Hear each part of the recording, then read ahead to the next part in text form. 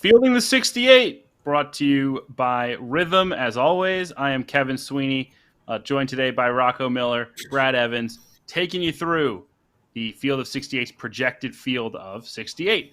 Working our way through the bracketology predictions as we inch closer and closer to conference tournament week, closer and closer to Selection Sunday. A lot to get to, gents. Rocco, out on the West Coast, how are we feeling, sir?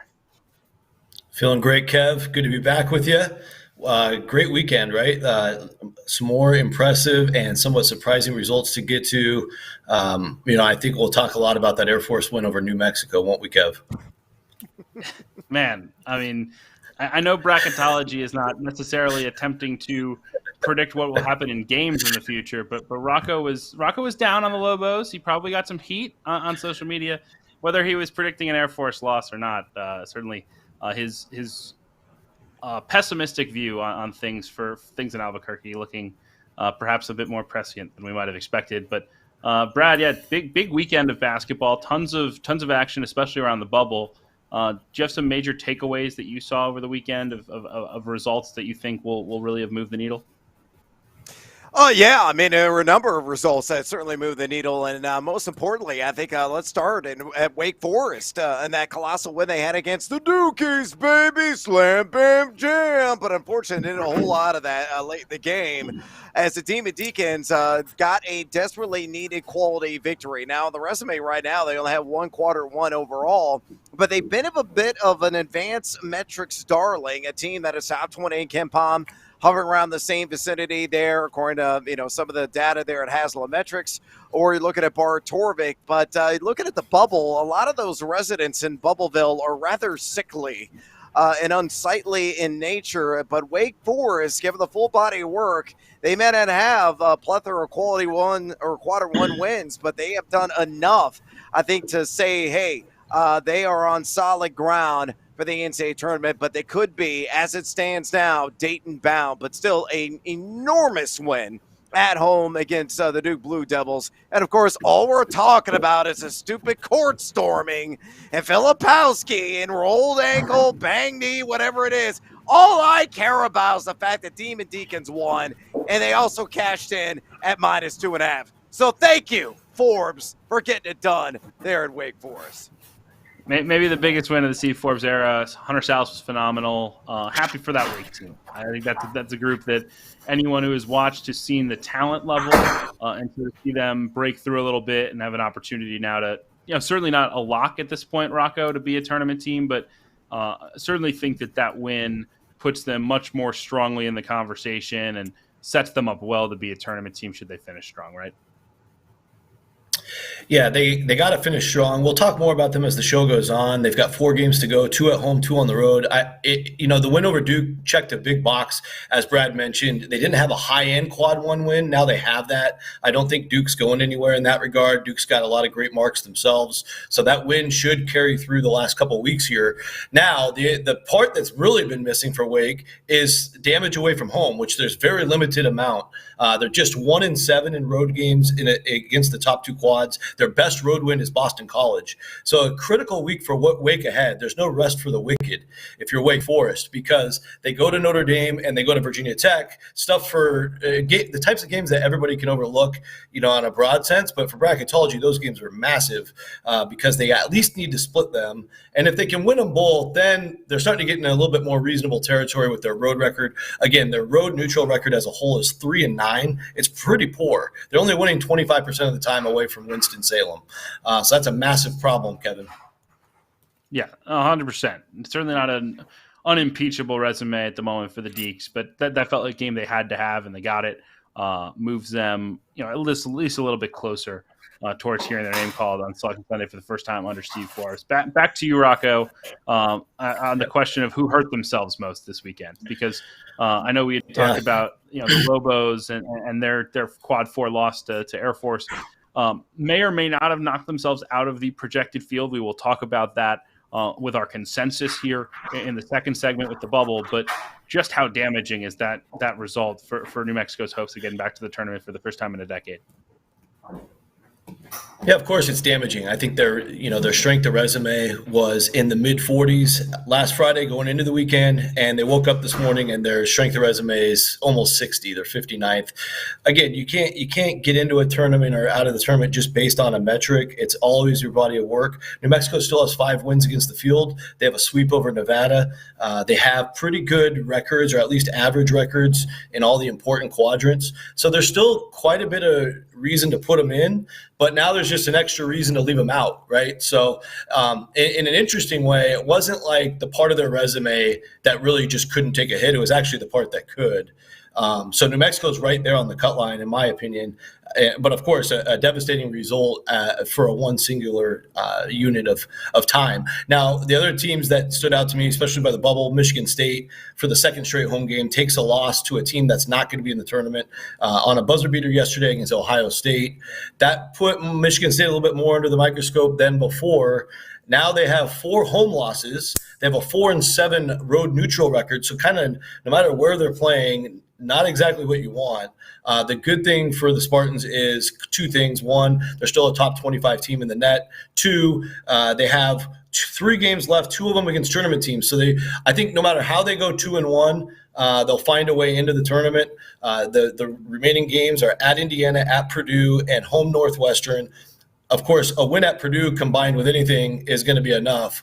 If you assume they lose the Purdue game but win the other 2, I think that's still enough. So if you're a Spartans fan, you got to get to that 2-1 to finish. So that was a big result yesterday. And last but not least, I thought the BYU loss against Kansas State continues to put the Cougars a little bit more into question. Obviously a performance data darling all year long. That's slowly starting to rot. They're down to 18th now when they were in the top 5 for a lot of the season. And they're just 1-6 now away from Provo in top 2 quadrant games. So every time they're tested on the road, besides the win at UCF, which again, UCF's not a tournament team, they haven't been able to prove themselves away from the Marriott Center. Yeah, Brad, I think it's interesting to look at, some of these teams, still top 25 in KenPom, but not necessarily 100% secure just yet because of, resume concerns. Really 18 through 21 on KenPom, 18 BYU, 19 Wake Forest, 20 Michigan State, and 20 Gonzaga. Putting you on the spot here, is there a team of that group that you're maybe most concerned about missing out on Selection Sunday? Yeah, it's got to be the Gonzaga Bulldogs, guys. You talk about full body of work. Yeah, they have a lopsided record, but the nitty gritty is very unexciting overall. I'll give it to you right now. Number 105 overall in strength of schedule. Now, the non-conference strength of schedule is going to be critical, I think, in swaying the selection committee and possibly elevating them into the at-large field because they played a top 25 overall non-conference strength of schedule. And what the committee has always said, it's all about, challenging your kids outside of the league, and Mark Few does that consistently and rightfully so when you're facing generally rollful competition at times outside of St. Mary's and San Francisco. They're in the WCC team that is 6-2 straight up on the road this season, but they're just 1-5 this year in quadrant 1 wins, and of course that single quadrant 1, a massive one at Rupp Arena against University of Kentucky, who is flourishing right now, looking like a Final Four contender. Now, here's the good news for the Zags. They can take care of business here down the stretch. You got a semi-away game because it's going to be played at the Chase Center where the Golden State Warriors played against San Francisco. Got to win that one. And then you got that on the East Bay side of things matchup against St. Mary's. Even if they split in those affairs and then barrel the way all the way to the final of the WCC tournament in Sin City, possibly, it seems like a collision course rematch against St. Mary's. It can best them there. Obviously, they then would get the automatic berth. But even if they won their last 2 regular season games and then lost the WCC final, they did shake out for them to face St. Mary's. I still think the Zags are in, but margin of error pretty slim for them overall because the meat of the resume really does not exist. Yeah, look, I think big picture for Gonzaga, it feels like they have to beat St. Mary's once. If they beat them in the regular season, they have a decent chance to get in, regardless of what happens in the WCC tournament. Obviously, if they beat them in the WCC tournament, very good chance that they're that automatic qualifier. It'd be shocking if the bracket shook out any other way. So I think I might be a lock at this point, given the results that have happened in WCC. Rocco, maybe the expert on that league, could correct me if I'm wrong. But either way, we do have to get to our 1 seeds, which always leads our first segment of the night. Let's reveal our consensus number 1 seeds. No changes since Friday. We had kept Arizona on the 1 line after that loss to Washington State. All 4 of these teams this weekend had no issues. Purdue knocking off Michigan, UConn over Villanova, Houston, that overtime thrilling victory over Baylor, and then Arizona State, finding a way past Washington to secure themselves again more stably in the NCAA tournament, or in the number 1 seed line. Of course, Arizona's in the NCAA tournament. Guys, your thoughts on the 1 line? Rocco, any consideration? I know we talked on Friday about keeping Arizona. Were you still with Arizona on the top line, that last number 1 seed? I was, but it wasn't easy. I think North Carolina's win at Virginia, of course, shrunk the gap even further. Arizona, all they had in front of them on Saturday was a little bit of a game where they were pissed after losing to Wazoo. Took it out on my hometown Huskies by an easy 16. That game was over early, but from a bracketology standpoint, North Carolina gained more ground by winning on the road against a tournament caliber team. I think now when you do the comparison, you see that they both have 7 wins in quad 1. Arizona with the 4 high quad 1 wins, still a little bit better than North Carolina's 3. And then I think, the one thing North Carolina does have going for them is that amazing 7-1 record on the road against top 2 quad teams. It's the second best in the country behind St. Mary's, who's 4-0 and doesn't have as much data. But I think you look at the performance side of things, Arizona's got the edge there. You look at just basic records, it's pretty even across the board. So I think the fact that Arizona was the choice with the committee, I don't think they've done enough to undo that, to take themselves off the 1 line. However, with Carolina still playing Duke later this year on the season's final day, I don't know if there's anything Arizona can do to stop North Carolina from passing them because they don't have a game like that left. Yeah, that will certainly be a highly watched game for a number of reasons, but not the least of which bracket considerations. Duke and Carolina, always fun. Brad, your thoughts on the top seed line? Did you have what we have as our consensus, or any shakeups you might have considered? Yeah, no difference at all. I will make the argument for the Tennessee Volunteers, though, however, still in contention for a number 1 seed as well. And you might say, well, Brad, they're just 4-5 against quadrant 1 competition, but they do have, key out-of-conference wins at home against Illinois and then on the road against Wisconsin, and that will weigh considerably in the selection committee room. And here is the best possible turn of events for the VOLS. The rest of the season schedule, murderer's row, so lots of quadrant 1 opportunities. You're at home against Auburn. You're on the road then against the Crimson Tide of Alabama, then at South Carolina, and then you finish with Kentucky. Let's say hypothetically the Volunteers go, 3-1 in those games. Obviously the strength of schedule, which is at 26 right now, is going to skyrocket. It could balloon inside the top 15. They're very strong net rating overall, number 5 presently. But if you add those, very important and weighty quadrant 1 victories and then make a stirring run in the SEC tournament, they're going to have a very strong argument to have their name called on a number 1 seed line on Selection Sunday. And yes, I did wager on it. Plus 230, I grabbed them this morning to be a number 1 seed in the end. Yes, Tennessee, certainly opportunity, the name of the game for them. They have plenty left on their schedule. And I think that's probably the story of this top line race, is the opportunities or lack thereof for Arizona compared to North Carolina getting Duke. Obviously Tennessee with these opportunities that you listed, Brad. Even Kansas with what they have left on the board in the Big 12. Those teams all trying to surge up, swipe that 4th number 1 seed. Should be a lot of fun to watch that storyline evolve here as we head down the stretch towards Selection Sunday. When we come back, Bubble Talk, last 4 in, first 4 out. The guys reveal their picks. As you guys know by now, we've partnered with BetMGM this season. We'll be using BetMGM lines to make all of our picks, and we'll have special offers for the listeners and the viewers of the Field of 68 as we all get ready for the best month of the year, March madness. If you haven't signed up for BetMGM yet, you can use the bonus code FIELD150 and you will get $150 in free bets on your first wager with BetMGM, regardless of whether or not you win that first bet. Here's the best part. All you need to do is deposit and bet $5 of your hard-earned money. This is how you make it work. Download the BetMGM app and sign up using the bonus code FIELD150. That's FIELD150. Deposit at least $5 and place your first wager on any game. You will receive up to $150 in bonus bets, regardless of the outcome of your bet. Just make sure you use that bonus code FIELD150 when you sign up. And remember, BetMGM is now available in one wallet in select states. As a New Jersey resident, this is super convenient when I have to go cover games in Philly or New York, which happens quite a bit. When you cross state borders, you just log into your existing account and fire away. You don't have to create a new account in each state. It's easy, it's simple, and it's clean. And most importantly, we have some fun stuff coming up for the conference tournaments and for the NCAA tournament. Bet insurance tokens, college hoops odds boost, and my personal favorite, a nice little parlay boost here and there. So download the BetMGM app and sign up today.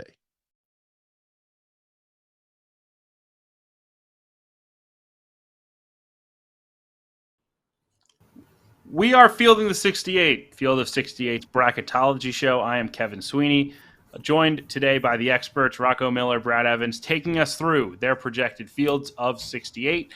Lot to get to, folks, as always, but this is the time every episode that we go into the bubble. We break down our last four in, our first four out. Who is feeling good right now? Who should be sweating a little bit extra as we emerge towards that month of March? Start with you, Rocco. Take us through your last four in. How did things shake out for you as you were forming your cut line this morning? So I landed with Michigan State, Providence, Wake Forest, and New Mexico. Michigan State, we touched on at the top of the show, takes another home loss. It's their fourth home loss of the year, and they're 4-7 away neutral, and they have a 13-11 record when you remove their quad 4 activity.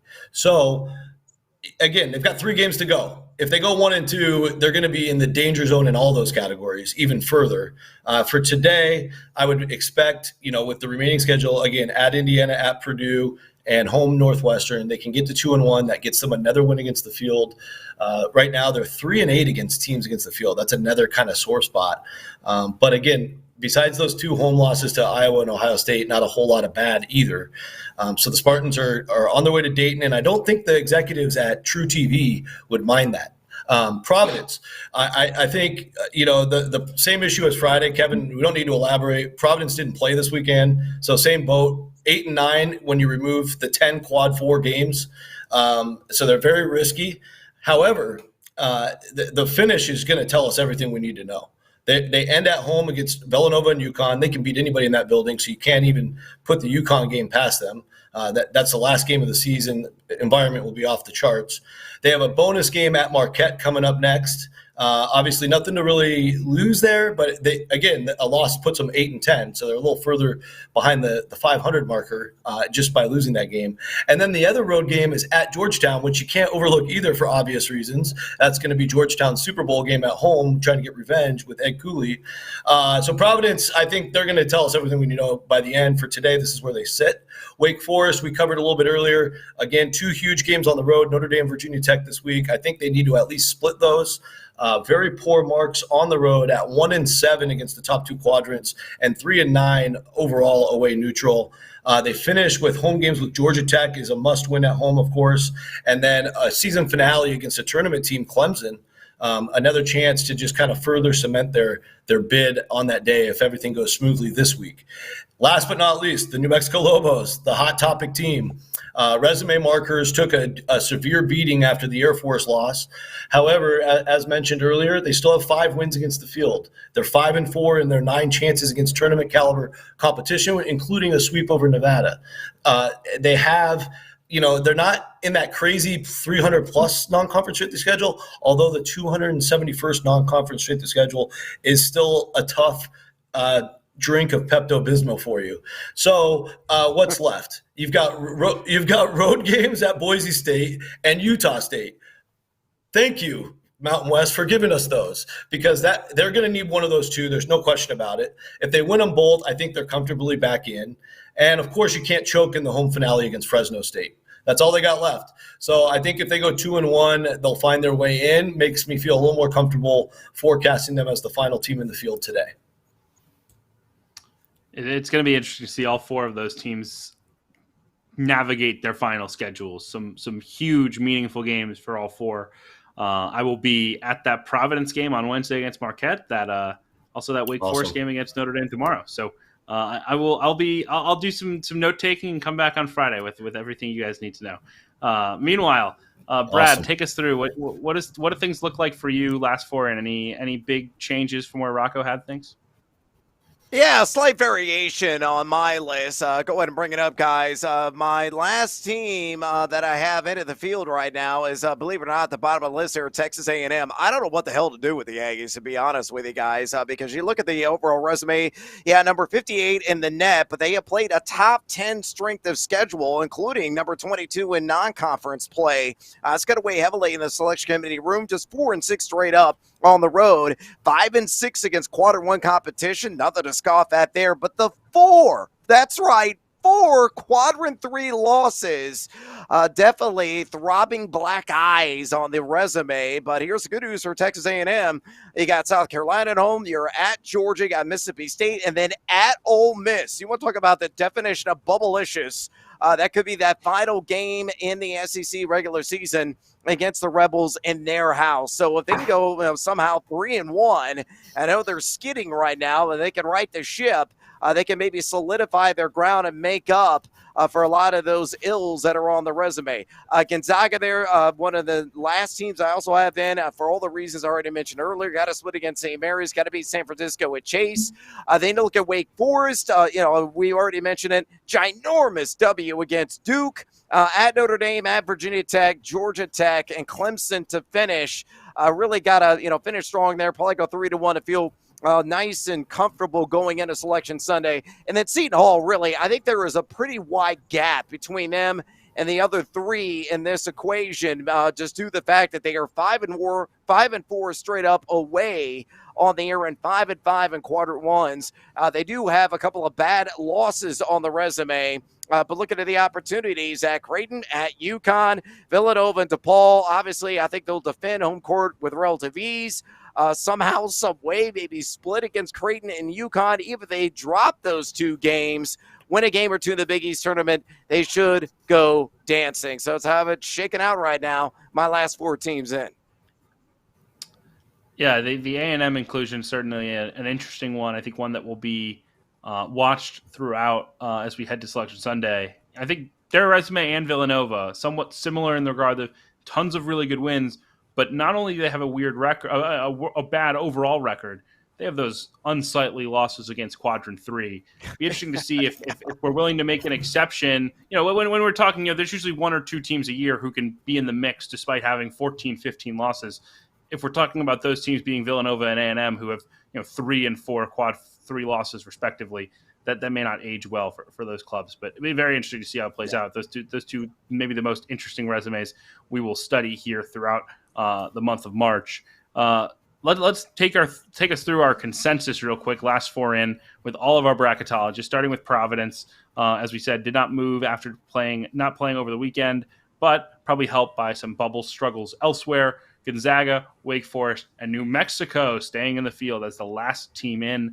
Certainly would be good for their security to find a way to win one of those road games, as Rocco said, but also have that home game against Fresno and then Mountain West tournament time to try to establish themselves as a tournament team. Again, Richard Pitino's team looking for their first trip to the NCAA tournament since 2014. How about who missed the cut? Brad, take us through first 4 out for you. Where do things stand? Yeah, my pecking order right now, my first 4 ads started with the Butler Bulldogs, and a team that similar to Texas A&M. Again, you look at the overall resume, it's all about strength of schedule for that squad. Pay no attention to the whole, number 62 net. You might say, oh, I can't get on board with that, but that's more or less a sorting tool in the selection committee room. They're going to look at other particulars. And again, that strength of schedule being top 5 nationally should do them wonders, though they're just 3-7 in road games straight up the season, 3-11 against quadrant 1 competition, no bad losses. So they still have a fighting chance with St. John's, at DePaul, Xavier. All games are completely winnable on the agenda moving forward. Then, meanwhile, you look at Utah, a team, again, another squad with a strong strength of schedule, number 20 in the country. Non-con, a number 27 strength of schedule, 3-7 on the road. Unfortunate for them. And 3-7 in quarter 1 competition. They have the bad loss. Their rest of the season schedule, not a whole lot of opportunity there. Stanford, you got Cal, you got at Oregon State, and you got Oregon. Ole Miss, a little bit further down the list, but they have a couple of key games remaining. Alabama, and as I mentioned, 2 at home against Texas A&M in the regular season finale. Then I had Cincinnati there at the bottom of the list.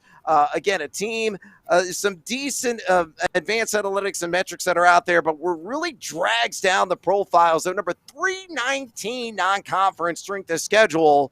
But at Houston, obviously a colossal game there. Kansas State, at Oklahoma, another quarter 1 opportunity in West Virginia. The door is still ajar for the Bearcats to scratch and claw their way into the field.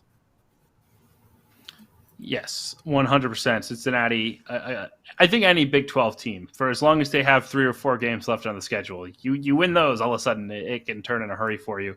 Cincinnati hoping that the luck changes here shortly. Rocco, can you take us through your first 4 out? Any disparities you might have had with Brad's group? We do have some similarities here, and I'm throwing in a couple off-the-grid type of teams in the middle here. So we'll start with Ole Miss. I actually think Ole Miss, what impresses me is the fact that they've only lost 1 game all year to a team that's not going to be in the NCAA tournament. That, by far, is the best on the bubble. The problem is they haven't beat enough teams to justify inclusion either, so they're really just stuck because with the 328th ranked non-conference strength schedule, and you're this close to the cut line, historically that's a TKO punch. So they're sitting there waiting for a big win or a cluster of 2 road wins to finish that could change their fate. And they've got that opportunity coming up against Alabama at home this week and then 2 more road games later. So watch out for the Rebels. They're close. And again, they're going to want to be clear of the cut line by a couple spots because that non-conference schedule historically says see you later. James Madison's next. And I have them there mainly because we have to take 36 at-large teams. And the bottom line is there was enough reason today to leave New Mexico out, as we covered. And I could easily see the committee being in a situation where if James Madison makes it to the Sun Belt Championship game and loses to Appalachian State for the 3rd time, obviously their case to the committee is only 2 teams beat us all year. That was Appalachian State and Southern Mississippi on the road. Besides that, we won at Michigan State and we beat everybody else on our schedule. And the typical yada yada about not getting teams to play us. Also, Keith Gill, Sun Belt commissioner, on the committee. I think James Madison, as long as they sit around this spot, you can defend taking them. They're also a top 40 resume team. Next, I have Cornell as the Ivy champion. I know some of our other bracketologists had Princeton as the champion forecasted. If Princeton is in the at-large field like I have them, I think they're a very interesting team to debate as well. They only played 3 teams in the top Quad 2A. They played 0 teams in Quad 1. They happen to lose all 3 of those games, but they're all top 100 road losses. They also happen to have 11 road wins, and they beat every single team on their schedule besides those 3 teams. So Princeton's like, what do you do if they lose to Yale or Cornell in the championship? They also get Cornell again on March 2nd this Saturday. It's just a wild combination, kind of an unprecedented if they get to that Ivy final and don't win it. And we all know what the Tigers did in the tournament last year. The one thing working against Princeton is no Ivy members, at least directly affiliated with the league right now, on the selection committee. So that's a nod to James Madison. Last but not least, Butler, who Brad had. Again, they're staying close due to those powerful road wins at Creighton and Marquette. However, right now they're 10-12, a couple clear games under 500 in meaningful action. They have such a manageable finish with St. John's and Xavier at home. Also, by beating St. John's, that could deliver Rick Pitino a knockout punch and get another bubble team out of their way. And then their only only road game left is DePaul. So you finish 3-0 if you're Butler. You get a 19-12 final record before the Big East tournament, and you even out that overall, takeaway quad 4 record at 12-12. I think that would be enough to get Butler back in. I'm not sure that it's a win and you're in game, but St. John's versus Butler on Wednesday may be a lose and you're out game in terms of being in the real conversation to getting that large bid. St. John's, if they can win, finish 3 straight, win a game or two in the Big East tournament, they're going to be right in the mix. But for now, obviously already on the outside looking in, and could really use that. And Butler has to stop that 4-game losing skid, especially with DePaul being one of the 2 games left. You want to be able to move the needle. The only downside to playing DePaul at the moment is it doesn't help you to beat them all that much. Let's reveal quickly here our consensus first 4 out that all of our bracketologists who contribute to the show put together. Villanova, interestingly, our first team out of the field. Expected that after I saw them in a couple of fields here in the last day or so. Again, very much towing the line at 15-12. Have to find a way to get over that hump from a record standpoint, but the win certainly there. Neutral North Carolina, very powerful. A&M, we mentioned, as well as having a funky resume. We'll see how that develops. Utah, an interesting team in that they built such a powerful resume in the non-conference without anyone really noticing, beating Wake Forest, beating St. Mary's, and beating BYU. Those are all 3, I believe, top 20 or top 25 KenPom wins at the moment. So those wins at the time maybe didn't feel like huge games, but they certainly look like them now. And then Butler, who we just mentioned, also on the outside looking in as things stand today, but time to fix it for the Bulldogs. All right, when we come back, conference check-in time. We'll get the guys' thoughts on the Big Ten, the SEC, the ACC, and much more right here on Fielding the 68. There is nothing in sports better than the heart of the college basketball season, which is why I need to tell you guys about our partners over at Rhythm. If you're into sports betting, you need a Rhythm, the place for data-backed props and picks. For those that are unfamiliar, Rhythm, spelled RITHMM, is the go-to mobile app for player props and game picks. Backed by AI predictive models, Rhythm helps you make smarter and faster betting decisions across all sports, but particularly college hoops, where there are as many as 150 games a day during conference play, many of which have softer lines at BetMGM than you'll find in the NFL or the NBA. With Rhythm, you get data-backed picks for every Division I game every day. Users get free picks daily with the ability to upgrade to unlimited access. And for those of you already using modeling, you can build custom sports betting models within the Rhythm app itself. I am a Rhythm user, and I found that I've been a better when I focus on lines where my gut and Rhythm's modeling are aligned. When I think UConn can cover on the road against Butler and Rhythm backs that up, we fire. But Rhythm also helps lead you to plays that you didn't know you needed to make. Like, for example, when the data says bet the over in UMass Lowell versus New Hampshire because you have a 61% edge on that line, you bet the over and you bink. So if you want to increase your edge and win more bets, go to the link in the description below and download Rhythm today. That's RITHMM, the place for data-backed props and picks.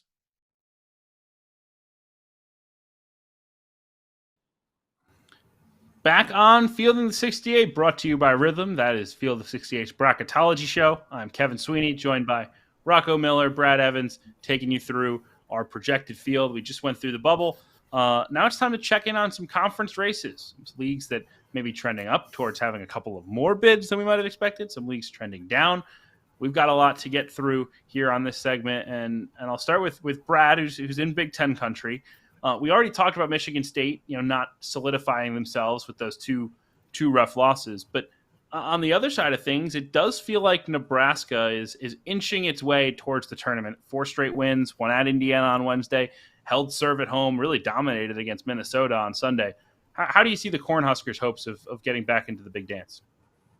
Oh, man, they're on very solid and not spongy ground where they were maybe 10 days ago, 2 weeks ago. I think this team is really etch their place into the at-large field. I know the road record is still rather ghastly there at 2-7 overall, but they are 4-6 against quadrant 1 competition. They don't have any black eyes in that quadrant 3, quadrant 4 loss on the resume. You look at the overall net, number 41, overall strength of schedule is 68. Yes, the drag for them in some of those debates inside the selection committee room in Indy is the fact that they were number 322 in non-conference strength of schedule. The remaining overall schedule at Ohio State, the Buckeyes have suddenly just come alive here. You fire a head coach and now you start winning games. Obviously, that enormous one they had over the weekend against Sparty. The party ended there at the buzzer. Then you got Rutgers at home, and then you're at Michigan. So I think Nebraska could win 2 of the next 3 games. Either they have a hiccup there against Ohio State, win like a game. I think just 1 is really all they need in the Big Ten tournament. They should squarely be on the 10 seed line, maybe a high 11 outside of Dayton at a minimum. So I'm feeling really good about the Huskers right now. That win over Purdue for Nebraska certainly worth its weight in gold, given where the Boilermakers stand on that seed list. Also in the Big Ten, Rocco, Illinois and Wisconsin, 2 very different resumes, 2 teams that have been jockeying for position in the Big Ten. Feels like they've been right around that 4-5 seed range. Do you have a preference when you look at those 2 resumes? I know Wisconsin has a few more quad 1 and 2 wins, but Illinois, the metrics seem to favor a little bit. Yeah, I give a slight edge to Illinois because the actual selection committee had them 1 spot higher, but I think they're neck and neck for different reasons. Illinois, the more clean profile, but not the thing they're lacking is the high quad 1 win. Their best win away from home is still Florida Atlantic on a neutral, a very nice win, but not beating Purdue or not beating a top 20 level team away from home. So Illinois has got chances to play at Wisconsin this Saturday. So that's going to help settle a lot of that. If Illinois wins that, they're clearly above them. If Wisconsin narrowly wins, then maybe we still have this debate. And then outside of that, Illinois also gets to play Purdue at home a week from tomorrow. So Illinois still got a lot to show. If they win out, they're going to clearly be a top 4 seed. So that path is there. And I would say the same with Wisconsin because they're both for me, they're number 17 and 18, so they're the top 2 5 seeds right now.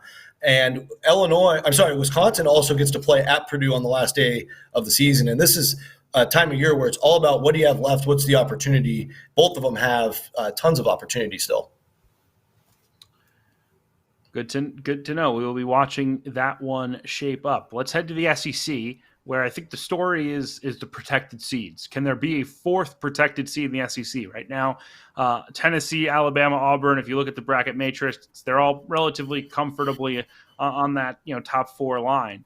But here comes Kentucky with maybe the best individual performance, Brad, by any team we've seen all season against Alabama over the weekend. Just the type of showing that I think certainly would make a committee consider the eye test when it comes to Kentucky. And they do have some nice wins. The Alabama game certainly, at Auburn, a huge victory for the Wildcats. So do you view 4 protected seeds for this league as a potential reality?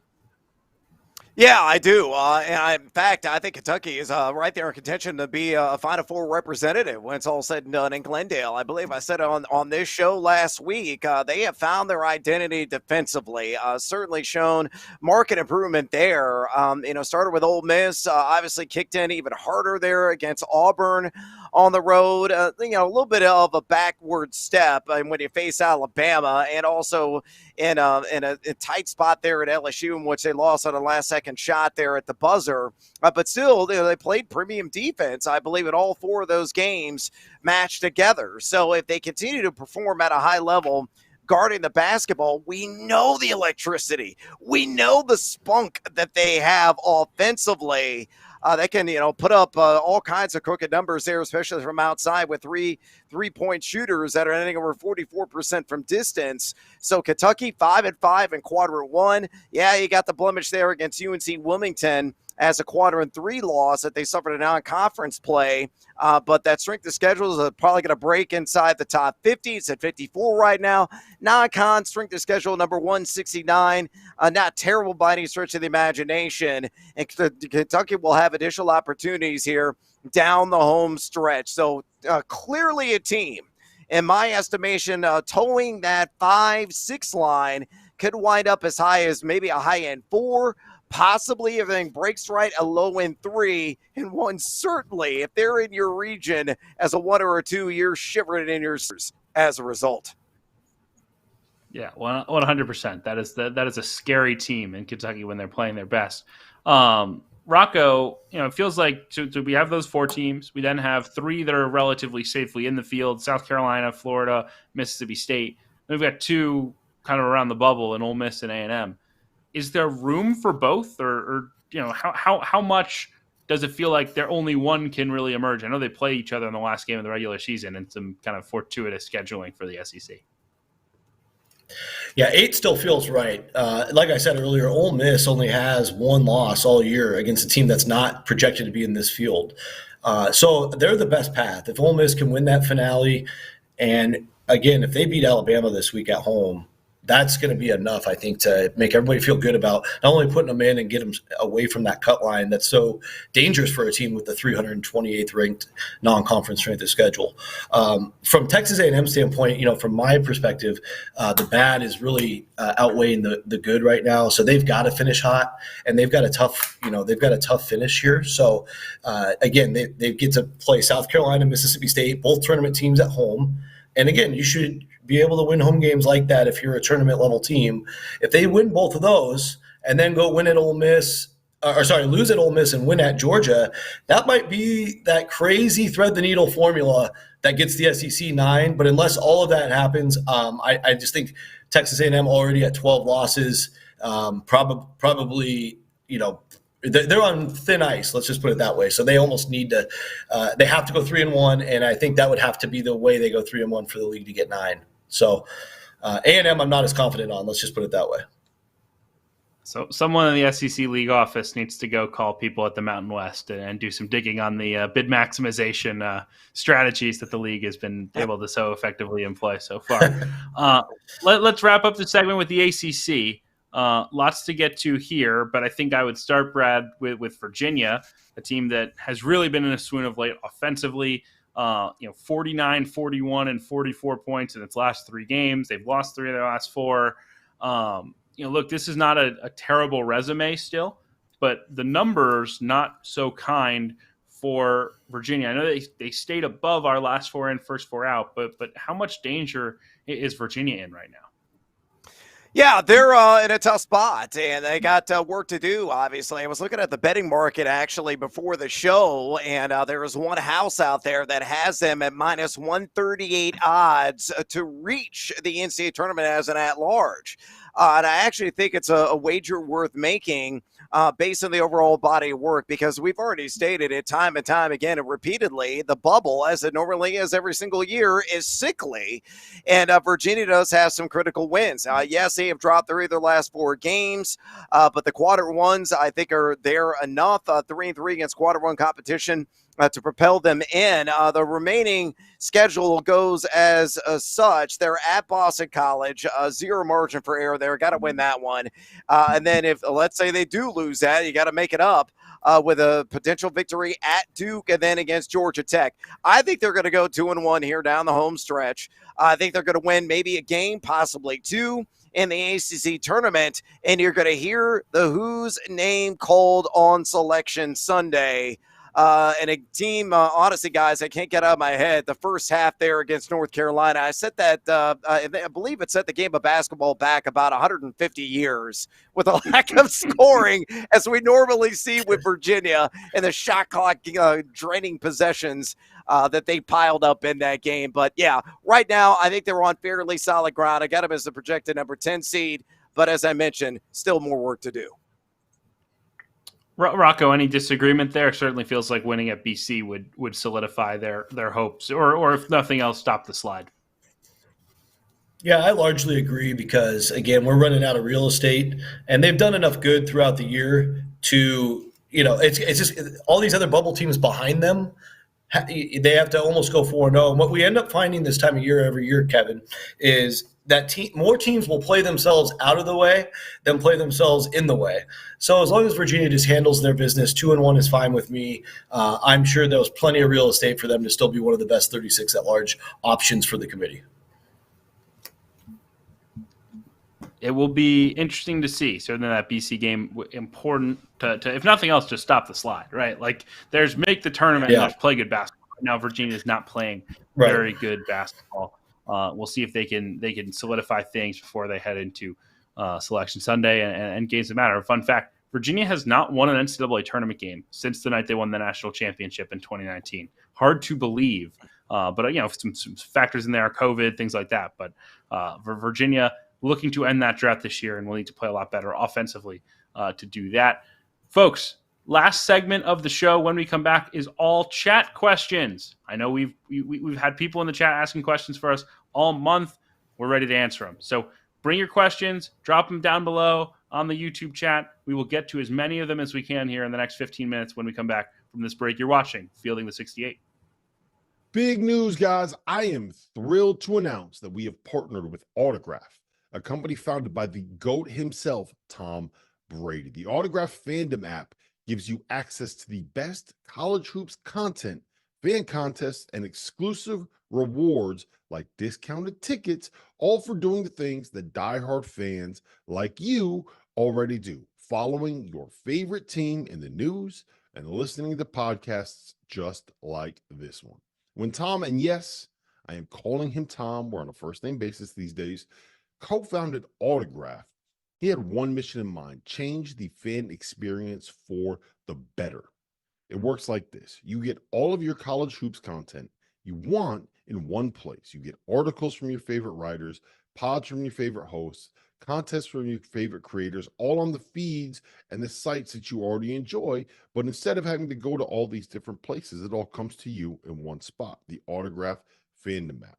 But here's the best part. The more content that you consume, the higher you rank in the app. As you consider to level up in status on the app, you can unlock unique rewards curated exclusively for you. So download the free Autograph app in the App Store and use the referral code F68, that's F68, or tap in at the link in the description below or in the podcast app of your choosing to start earning points for doing something as normal as listening to this very podcast. It really is that simple.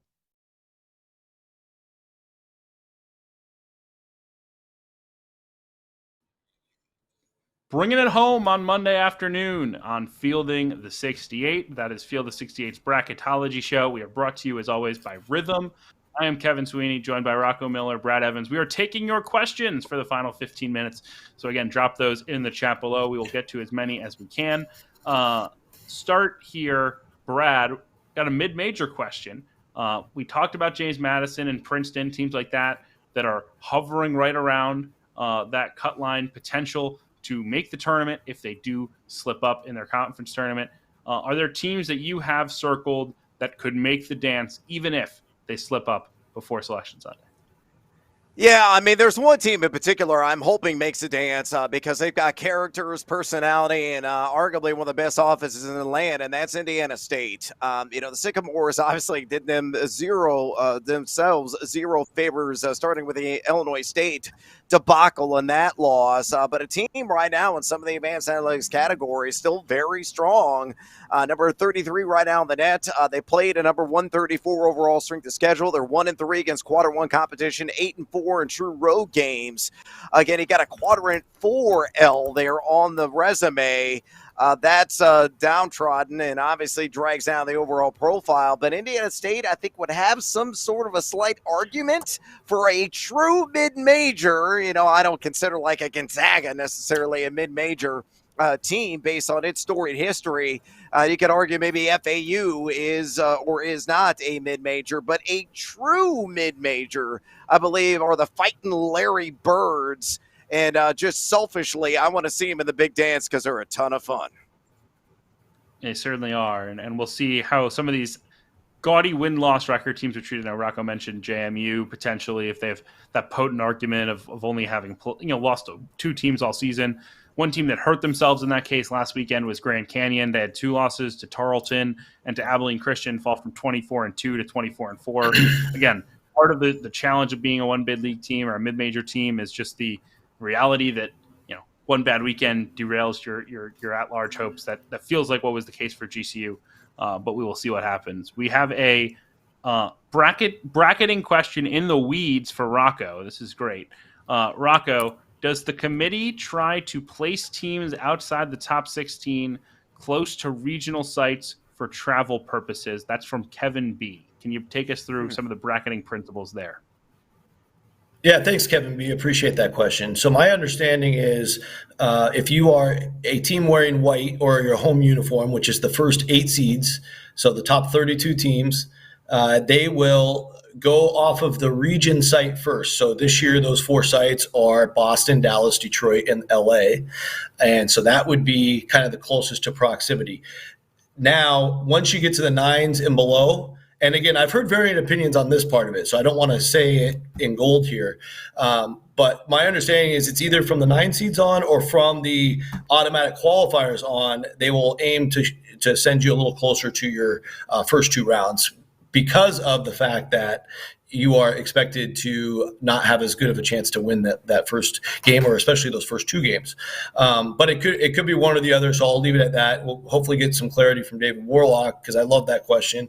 And then the other piece of it is it doesn't come up as much as you probably think it does, because when you get to your 5, 6, 7s, 8s, 9s, and you're from a league like the SEC with 8 teams, or the Big Ten with 6 teams, or the Big 12 with 8 teams, the bracket usually tells you can only send that one team to one specific place. So unless you're like a unicorn like Florida Atlantic from the American, or an Indiana State or somebody like that, where we can put you anywhere, or even a St. Mary's, everybody else, they're already kind of disqualified from a bunch of regions before you try to slot them. And that makes the job actually a little bit more straightforward. Excellent insight, Rocco. We appreciate you as always.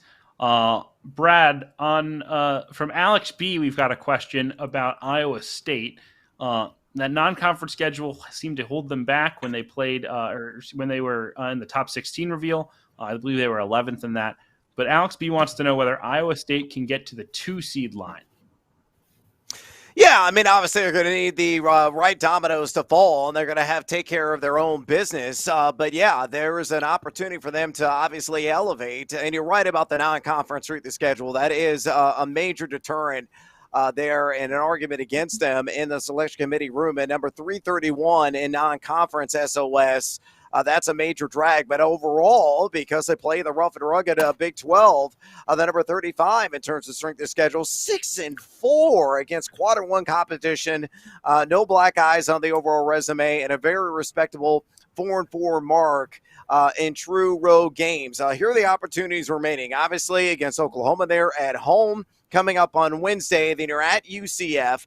Bit of a trap game there. Hopefully they won't fall into that pitfall and take care of business there in Orlando. Then at home against BYU, which would satisfy all the computer metrics and geeks like me out there if they are able to beat them. And then you're at Kansas State. So there are some opportunities here to add meat to the overall bone. And, of course, you've got the Big 12 tournament, which will just be chock full with opportunities. Again, the right teams lose ahead of them, they will have a very strong argument to jump over somebody from that 3 line to the 2 seed line. So still very much in play. It will be very interesting to see if they can finish strong. Certainly the Cyclones have looked the part more often than not recently. Rocco, we've got a question in from Tyler P. Can any of these ACC teams make a run and get in? Syracuse, Pitt, or NC State? So we're looking for a 6th bid from the ACC. What say you? Well, I think Pittsburgh's got the best case because they've already got wins at Duke and Virginia in the kitty. And now that home win over Wake, which many of us forgot about, is a 3rd tournament level win. So they're sitting here with 3 tournament level wins out of 7 tries. And the cool thing about Pitt is they're 7-4 in road neutral. It's such a nice and shiny road record when you look at the rest of the Power 6 bubble teams. So and then you add an NC State win, which is another piece of silver, I guess you could call it, on the road, and 3-2 overall against the top 2 quads road record. So that's a huge. Those are all amazing things for Pitt. Here's the kicker: 344th non-conference strength of schedule. So they're going to really have to prove they belong. Anything close and they're out. And they've got those 2 home losses to Syracuse themselves and Missouri, which the Missouri one's aging like, horrible wine. So my final thought here is they play at Clemson this week. If they win at Clemson, that might be so much that's overwhelming for the committee that you got to find a place for them. And so I think that's their one avenue to get in. I think Syracuse and NC State themselves, unfortunately, just too far out of it. We'll have to consult a sommelier to see how the horrible wine of Missouri is aging right now. But we appreciate you, Rocco, as always. We got a question from Hood Legend. Hood Legend wants to know what Memphis's chances are to make the NCAA tournament. Brad, are they back to life after that FAU result, or is it auto bid or bust for the Tigers? Look, I think their chances of making the NCAA tournament are akin to mine beating Cam Newton in a one-on-one fisticuffs brawl. I mean, come on, man. Look, the Tigers, nice win that they had over FAU, but the resume overall just filled with holes. Let me give the details. You don't believe me. Number 79 in the net. Again, more of a sorting tool than anything else. Independently, not as valuable as you may think, but top 100 overall strength of schedule. 2-3 against quad 1 competition. Both just kind of May. They're 6-5 in true road games. They played a non-con of number 77 in strength of schedule. But here is the downside with the overall resume. 3 combined quadrant 3 and 4 losses. So I don't think they can really overcome some of those eyesores and with limited opportunities here down the stretch. Though they get FAU again, I think they're going to have to make a storied and deep run in the American Athletic Conference tournament, get to the final, maybe fall just short to have any kind of argument in the selection committee room. But look, I'm not buying it at all. Like I'm not buying the fact that Cam Newton's hat stayed on his head through that entire ordeal. That was amazing. Just like Cam Newton's brawl, it's been a wild ride to watch this Memphis Tigers season. So things have been nuts. Seems like it's just getting started for the Tigers, as it always seems to be. Rocco, we're gonna get one last question in before we head to our games to watch this week. This one's from I Love Jimmer. You might guess where this is going. How much has BYU's metrics helped them hold a top 6 seed line pretty much all season? A ton, because they still to this day do not have a win away from home against a current tournament projected team. And like I mentioned earlier on the show, they're 1-6 and their 7 true road opportunities against the top 2 quads. The 1 win coming against NIT bound, if they're lucky, UCF, right? So BYU is getting down to the end of their schedule like everybody else. And just a quick check here, they will have to finish up with road games against Kansas and Iowa State. So are they going to get one? Odds are definitely against the Cougars there. Now, they'll finish at home against TCU and Oklahoma State, where I fully expect them to win both because they're awesome at home. I like this Cougar roster. Nothing against them. We're all friends. But the bottom line is, as they play these games, if they go and get punched in the mouth at Fog Allen and punched in the mouth at Hilton Magic, a lot of those early season data points are starting to, like I said, they're starting to rot slowly. They're down to 18th in things like Ken Palm and net, and their strength of resumes now in the 30s. So there's enough reason for the committee to debate them anywhere from, today they landed as my best 7 seed. They're right on that 6-7 line. And again, seeding, they're still in a good spot for predictives and all that, but you can negotiate them down to as low as a 9 or 10. If they get socked pretty hard in those 2 games. Yeah, BYU may be the best illustration of what you can do in the non-conference without playing a ton of big-time opponents to solidify your NCAA tournament standing. They have been dominant in those games, built up quite the metrics, and then have just held serve at home, as Rocco said, to establish themselves as a potential NCAA tournament team. All right, folks, let's bring it home. We've got some big games to watch this week, obviously, as we head towards March 1st. Friday, March 1st is our next show, 5:30 Eastern. As always, you can check us out on YouTube, on Twitter, wherever you watch the show. But between then, lots to get to. Tonight, Baylor at TCU. Seems like the headliner. Also, Miami and North Carolina facing off. But, guys, what are you looking forward to this week? Start with you, Brad. Yeah, I think the game that could really, shake things up overall here on my bracket big board and Rocco's projection. We already talked about the, must-win situation on the bubble between St. John's and Butler. That game being played on Wednesday at 8:30 Eastern. So winner still has a pulse. May not propel off the bubble and in the projected field, but the loser, I think, is done. Bury him. Put a tombstone on the grave. I think it's going to be over between the Johnnies and the Bulldogs, whoever emerges on the wrong side of that toe-to-toe matchup. And also that night, Alabama and Ole Miss. We talked about it earlier. Rocco touched on that. If Ole Miss at home can hold home court against the Crimson Tide, they're going to have a very strong argument of propelling themselves back into the field. So those are the two matchups I'm going to be glued to. And, of course, I will be betting on them. It should be fun to watch. It's going to be a lot to get to throughout the bubble. Rocco, any games we missed? Any ones you would want to flag for bracket purposes before we head into Friday? Yeah, I'll reiterate the Pittsburgh at Clemson game. Again, Pittsburgh's real only path, in my opinion, based on their non-conference strength of schedule being 344th, is to get clear of the cut line. That requires a win at Clemson. If you look at the rest of their schedule, it's easily their toughest game left. If they got that win, you'd be talking about a Pitt Panther team with wins at Duke, Virginia, and Clemson, 3 of the 4 hardest road games to get in that league, to go along with a home win over Wake and really good road records, which is so hard to find on the bubble. Last but not least, on Thursday, another shout out, actually probably the overlooked game if you're Gonzaga. But don't overlook the San Francisco Dons playing a special night at the Chase Center. I've talked to Coach Gerlison over the weekend. I've talked to everybody in the program. They could not be more fired up for this game. It's also their last home game, technically, even though it's at a neutral court technically as well. The game will count for Gonzaga as a true road game on the resume, is my understanding. So all sorts of implications. Crowd will be awesome. So really looking forward to that on Thursday night, ESPN2, 8 o'clock West Coast, 11 o'clock for you late night East Coasters. I will be a night owl and staff for that one. I think that will be worth our time. Folks, it's been fun. Yep.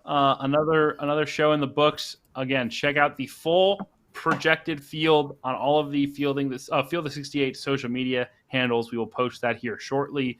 But in the meantime, folks, we will see you all again on Friday, 5:30 Eastern. We'll be back with another updated bracket field. Until then, appreciate y'all joining us on Field of 68.